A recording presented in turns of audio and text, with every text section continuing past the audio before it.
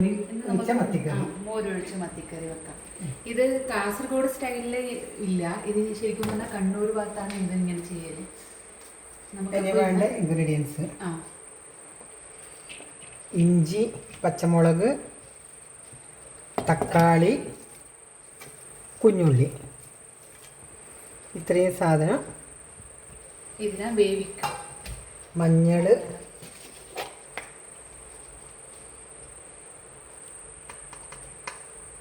മഞ്ഞൾപ്പൊടി,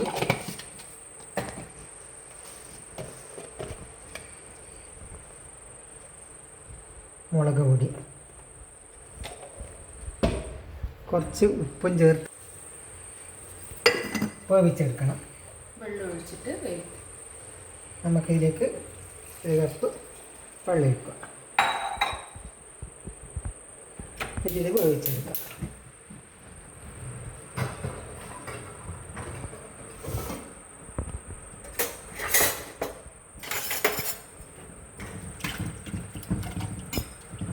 ഇതിനൊരു 10 മിനിറ്റ് അടച്ച് വെച്ച് വേവിക്കണം. ഇത് വെന്ത് വരുമ്പോഴേക്ക് ഇനി നമുക്ക് കുറച്ച് തേങ്ങ, കുറച്ച് ജീരകമിട്ട്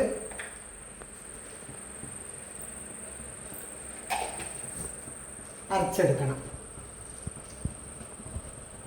പേസ്റ്റ് രൂപത്തിൽ അരച്ചെടുത്തിട്ട് വരാം. തേങ്ങയും ജീരകവും കൂടെ അരച്ചെടുത്തിട്ടുണ്ട്. ഇനിയിപ്പോൾ ഇതിലേക്ക് പുളിക്ക് ആവശ്യമില്ല മോര് നമുക്ക് ഒഴിച്ചിട്ട് അടിച്ചെടുക്കാം.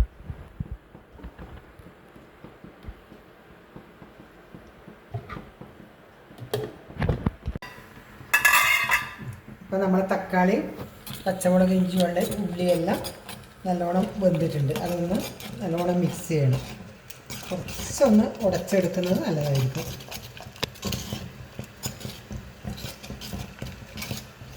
അതിനുശേഷം നമുക്ക് ഇതിലേക്ക് മത്തി ചേർക്കാം.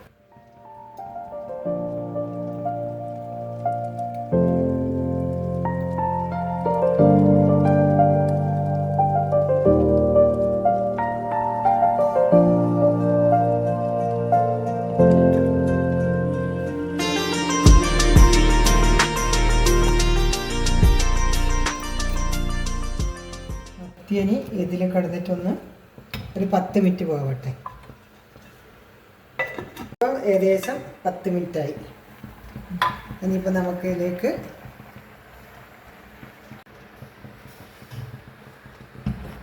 നമ്മളെ തേങ്ങയും ജീരകവും മോരും കൂടി അരച്ചത് ഇതിലേക്ക് ചേർക്കാം.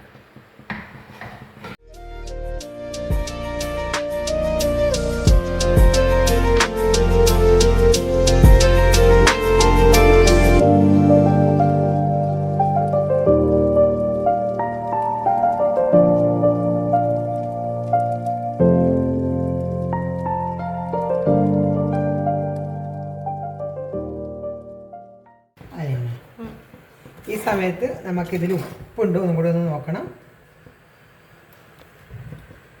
അതിൽ പൊടിക്ക് ഉപ്പിൻ്റെ കുറവുണ്ട്.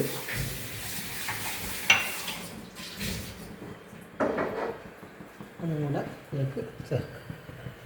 ഇനി ഇതൊരു 5-10 മിനിറ്റ് വരെ തിളക്കട്ടെ.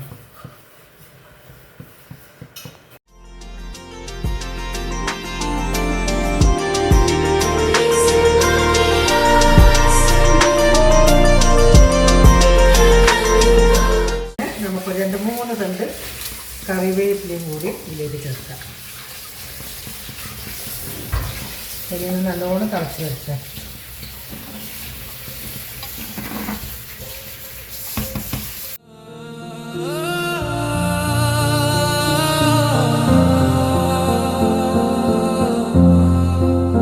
അങ്ങനെ നമ്മളെ മത്തിക്കറി റെഡിയായി.